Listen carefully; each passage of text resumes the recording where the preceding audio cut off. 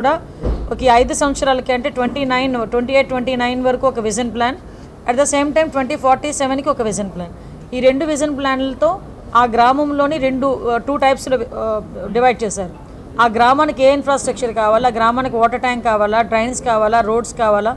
ఆ గ్రామంలోని ఇంకా ఇన్ఫ్రాస్ట్రక్చర్ ఏది పెంచితే లైవ్లీహుడ్ పెరుగుతుంది అన్నది ఒక aspect. At the same time ఒక ఫ్యామిలీని బేస్ చేసుకొని ఆ ఫ్యామిలీకి హౌసింగ్ స్కీమ్ ఉందా, లేకపోతే పెన్షన్ అర్హత అనుగలిగిన పెన్షన్ వాళ్ళకి ఇంకా పెన్షన్ రావట్లేదా, ఇంకా అమ్మకు వందనం కింద ఏదైనా ప్రాబ్లమ్స్ ఉన్నాయా, ఈ టైప్ ఆఫ్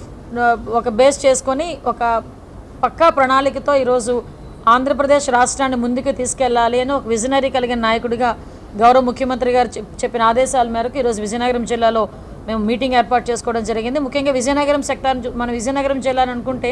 నేను చాలా సందర్భాల్లో చెప్పాను, ఇది వెనుకబడిన జిల్లా కాదు, దీన్ని ప్రాపర్ వేలో యూటిలైజ్ చేసుకుంటే అభివృద్ధి చెందిన జిల్లా కింద మార్పు చెందడానికి అతి తక్కువ